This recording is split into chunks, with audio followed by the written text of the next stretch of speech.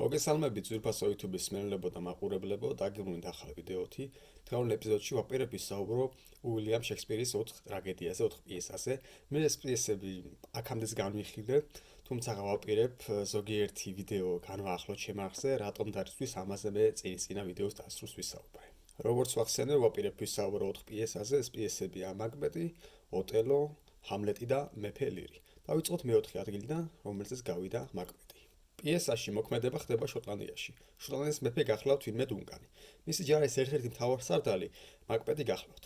როდესაც ომი დასრულდება პიესა ასკიში, შოტლანდიელი გამარჯვებით, რა თქმა უნდა, მაკბეტი და კიდევ ერთი მთავარსარდალი, ვინმე ბანკო, ბრუნდებიან უკან. გზად მათ შემოხვდებათ კუდიანები, სამი კუდიანი. აქ უკვე ზაფხული ელემენტის არის შემოტანილი, რაც არ არის გასაკვირი, რადგან ეს არის მე-16 საუკუნის პიესა და მე-16 საუკუნეში კუდიანებზე ნადირობა მიმდინარეობდა, არაერთი უდანაშაულო ქალბატონი გასამართლად დაიწვა ცეცხლზე. შეიძლება ზოგიერთ მათგანს ავთ ეჯერა რომ რაღაც ზებუნებრივი ძალა გააჩნდა, მაგრამ ისინი ჩემთვის ერთი უბრალოდ ჭხიბავები იყვნენ. კუდიანები მათ უწინასწარმეტყველებენ ასეთ რამეს, რომ ისინი ხედავენ მაკბეტსა და ბანკოს ვაჟს შოტლანდიის მოვალ მეფეებად. რაც არ დამაჯერებელია, რადგან შეუძლებელია ერთ ქვეყანას ყავდეს ორი მართველი, ორი ხელმწიფე. ამიტომ ისინი არ დაუჯერებენ კუდიანებს, ჩამოშორდებიან მათ, შევლენ მეფის კარავში და მეფე მათ მიულოცავს პირველ რიგში გამარჯვებას ომისას და შემდეგ გააცნობს სიახლეს, ახალ ამბავს ახარებს, ეს არის რომ გადაწყვეტე ჩემი უფროსი ვაჟი, ჩემს თავის სისხლში ავიყვანო სამეფო ტახტზეო. ეს ინფორმაცია კიდევ ერთხელ გააბათილებს კუდიანთა წინასწარმეტყველებას. შემდეგ მოქმედება უკვე ხდება მაკბეტის ციხესიმაგრეში, სადაც სტუმრად უნდა ეწვიოს მეფე და მისი ამალა. მაკბეტს ყავს მეუღლე, ლედი მაკბეტი, რომელიც არის უსაშინესი, უსაზღრესი ქალბატონი, რომელიც ოცნებობს კაცად დაბადებაზე, იმიტომ რომ ქმარი ლაჩარი მყავსო, კაცის მოყლა არ შეუძლია რა და იგი ჯარის მთავარსარდალი გახლავთ და ქმარს რაღაცნაირად შთააგონებს, აიძულებს, რომ ხელში ხმალი აიღოს და მოკლას მეფე დუნკანი და მისი ადგილი დაისაკუთროს.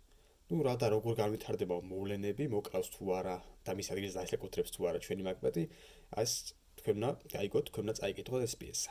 მეფე მაკბეტი რეალურად არსებობდა, იგი მეფობდა 1047 წლებში და აღწერილი არის მისი მეფობა, როგორც მან მოუტანა თავის ქვეყანას ბევრი სიკეთე და ხოლმე მისი გარდაცვალების შემდეგ შეიქმნა მასზე უამრავი მითი, რომ ის იყო საიზღარი და უბოროტესი მმართველი. ამ ყველაფრის მითების გავრცელება, რა თქმა უნდა, შექსპირის პიესამ შეუწყო ხელი. ახლა კი გადავიდეთ მესამე ადგილზე. მესამე ადგილზე გასული პიესა ახლავთ ოტელო. ალბათ ეს სახელი ერთ თქვენგანს ისეც გიქნებათ გაგონილი. ოტელო იყო მავრი, მუკანიანი მამაკაცი, რომელიც ჩაუვარდება იტალიელებს ტყვეობაში, შემდგომ იგი თავის თავს გამოისყიდის და მოკლედ წარმატებას მიაღწევს ვენეციის ქალაქ სახელმწიფოში. მოგეხსენებათ, იტალია მე-19 საუკუნის ბოლომდე არ გაერთიანებულა და მანამდე რაღაც ქალაქ სახელმწიფოებად იყო იგი დაყოფილი. ოტელო შეირთავს ვინმე დეზდემონას, ახალგაზრდა ამას გოგონას და ოტელოს აგრეთვე ყავს დამხმარე მარჯვენა ხელი, მრჩეველი, ვინმე იაგო. იაგო არის უბოროტესი პერსონაჟი, იაგო იგივე იუდა, ან ყველა ის ისტორიული თუ რეალური პერსონაჟი რო გავიხსენოთ, რომელსაც უღალატ თავის მეგობარს ან თავის ბატონს და ეს პერსონაჟები ერთმანეთს რო შევკრათ გავაერთიანოთ, ჩვენ მივიღებთ იაგოს, რომელიც ყველას ფეხს უდებს, რა ყველასთვის ცუდი უნდა. ჭორებს არცელებს, ვიღაცებს და ასე შემდეგ და რეალურად ამ პიესის მთავარი პერსონაჟი სწორედ იაგო გახლავთ და იგი თავის ბატონ ოტელოს შთააგონებს, რომ თქვენი ძვირფასი მეუღლე დეზდემონა თქვენსავე მარჯვენა ხელ კასიოსთან ხალატობთო და ოტელო არ ტკიեցდება ამ ყველაფრის გამორკვევას სიმართლეა თუ სიცრუე, შეჭამს თავკალთ ამ ტყუილს და მივარდება თავის ძვირფას მეუღლეს, ეტყვის იმ ცნობილ სიტყვებს ილოცე ძილიწი დეზდემონა და ამ სიტყვებს რა მოყვება ოტელოს მხრიდან, ალბათ ბევრ თქვენ ისიც გეცდენებათ საკითხulis რომ არ გქონდეთ. ახლა გადავიდეთ მეორე ადგილზე.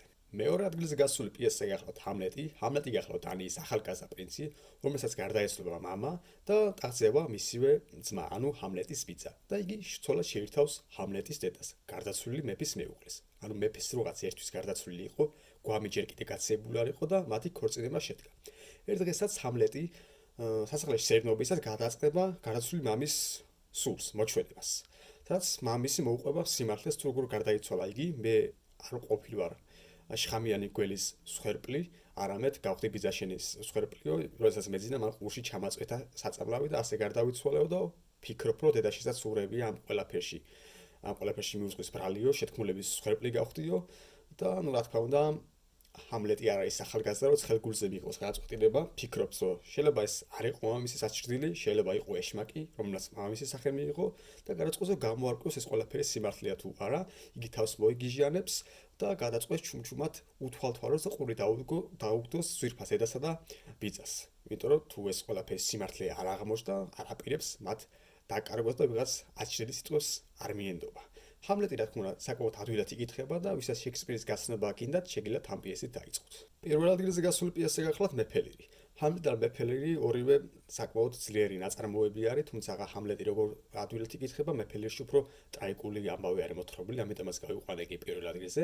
მეფელირი გახლავთ ინგლისის მეფე, დაბერებული ერთ დროს უძლიერესი მმართველი, თუმცა ახლა უკვე ასაკშია, დაწჩანაკებული არის და უცნაური ახირებები ახასიათებს. მას ყავს სამი ქალიშვილი, გონერილა, რენაგა და კორდელია, ეს უკანასკნელი უმცროსი მეფე ძალიან უყვარს და მეფე გადაწყვეტს, რომ მისავე სიცოცხლეშივე სამ ქალიშვილს უბოძოს სამეფო, სამაწილად დაუყოს. ოღონდ ამისთვის საჭირო არის, რომ მათ მეფეს საქებარი ლამაზ სიტყვები უთხრას. ანუ უკვე ხვდებით, დაბერებულია და უცნაური ახირებები ახასიათებს.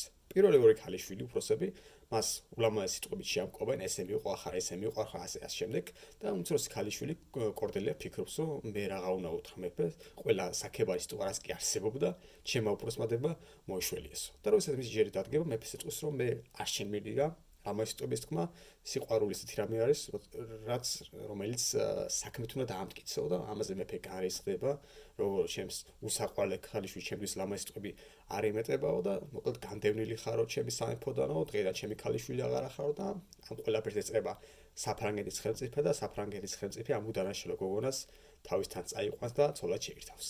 გადის გარკვეული ხანი და მეფელირი ხვდება, რომ მაგრად შეცდა, მაგრამ მიქარა. მან განდევნა თავისი უსაყვარლესი ქალიშვილი სამეფოდან და თან დაიტოვა ორი უსასწრესი ეშმაკი, რომლებმაც თავის დროზე ანგელოზებად მოაჩვენეს თავი. როცა მეფე მათ ეწევა, ისინი ცდილობენ, რაც შეიძლება მალე გააძევონ თავიანთი სასახლეებიდან, რადგანაც მისი ატანა მოხუცმების ატანა აღარ აქვთ, თან მეფეს ყავს 100-კაციანი რაზმი, მცველთა რაზმი და მას შეუმცირებენ. ჩამოიყვანო 50-ზე, მე ფიქრობენ 50 რა საჭირო, 25 კაცი ეყოფა და ამ შემდეგ და მეფე ხვდება, რომ მაგრად შეცდა, როდესაც საკუთარი ერთადერთი ჭეშმარიტი ქალიშვილი, რომელსაც ჭეშმარიტ უყვარდა მამა, ის გოგონა განდევნა თავის სამეფოდან. პიესას ბევრი საინტერესო პერსონაჟი ყავს, ერთ-ერთი გახლავთ კენტი, რომელიც მეფელირის მომხრე იყო და იმ საბედისწერო დღეს ხარი დაუჭირა სწორედ კორდელიას, მეფეს ეუბნება, იგი უდანაშაულო იყო და არ გაეძევებინა სამეფოდან, თუმცა მეფე მას ყური არ დაუდო და igიც მოიშორა თავის ქვეყნიდან, თუმცა კენტიმ სხვა ფორმა გადაიცვა და მეფის ამალას შეუერთდა, რათა მეფე დაეცვა თავისი ბოროტი ქალიშვილებისგან. ამ პიესის ერთ-ერთი პერსონაჟი გახლავთ გრაფი გლოსტერი, რომელიც გახლდათ მეფელირის მომხრე და ძალიან წუხს მეფეს ეჭკვიდა, რომ შეცდა. მას ყავს ორი ვაჟი, კანონიერი და უკანონო, ედვარდი და ედმუნდი და სწორედ უკანონო ვაჟი გადაწყვეტს, რომ გზიდან ჩამოიშოროს მამა და ნახევარ-ძმა კანონიერი ვაჟი და მათი ადგილი დაისაკუთროს და მოკლედ მნიშვნელოვანი ადგილი მოიპოვოს ინგლისის სამეფოში, რა თქმა უნდა, უკანონო ვაჟის ახირება სულად დაუსრულდება თავად გრაფ გლოსტერს. უნდა ვთქვათ, რომ ლირი რეალურად არსებობდა ესეთი პიროვნება და გრაფი გლოსტერის ამბავი რამოდენიმე წლით, ათეული წლით ადრე რომელიღაც ავტორმა აღწერა და შექსპირმა ეს ორი ამბავი, რეალური და გამონაგონი გააერთიანა და საბოლოოდ მიიღო ეს პიესა, რომელსაც ქვია მეფელირი. ამ პიესების გარდა წაკითხული მაქვს რომეო და ჯულიეტა, სადაც მოთხრობილია ახალგაზრდა გოგოსა და ბიჭის სიყვარული, მაგრამ მათი სიყვარულის ერთად ყოფნის წინააღმდეგი არიან მათი მშობლები, მათი დაპირისპირება 10 წლეულებს ცდება და საბოლოოდ ეს გოგო და ბიჭი გადაწყვეტენ, რომ თავი მოიკლან და ამ ქვეყნად თუ არა იმ ქვეყნად მაინც ვიქნებით ერთად. ასე წაკითხული მაქვს რიჩარდ მესამე და შექსპირმა რიჩარდ მესამეზე ამ რეალ პიროვნებაზე შექმნა ის მითი, რომ იგი ვითომ იყო რაღაც მახინჯი, კუზიანი ბოროტესი არსება, რეალურად ესეთი არ ყოფილა, კუზიანი არ ყოფილა და ხა მახინჯი იყო თუ ლამაზი, ამაზე თავს ვერ დამებ, იმიტომ რომ ძნელია შუა საუკუნეების ნახატებით ვინმეს რეალ პიროვნებაზე და მის გარეგნობაზე რაიმე დასკვნა გამოიტანო და იმშელო. აგრეთვე უნდა ვახსენო, რომ პიესებში ნაკლებად არის აღწერილი გარემო და ბუნება, პიესები შედგება ძირითადად დიალოგებისგან, ეს არის პიესის არსი. თუ თუმცა აი მაგალითად ჰამლეტში იდეალური ატმოსფერო სუფევს, აი წარმოიდგინეთ შუაღამე, ძველი ციხესიმაგრე, მისი ბნელი და ცივი დერეფნები, იქ რაღაც არჩილ დაბორიალობს, ცაცაა გათენდება და ამ გათენებას ჩაძინების პირას ომგუშეგებს ამსნობს მამრის ყიվել და მოკლედ საოცარი ატმოსფერო სუფევს.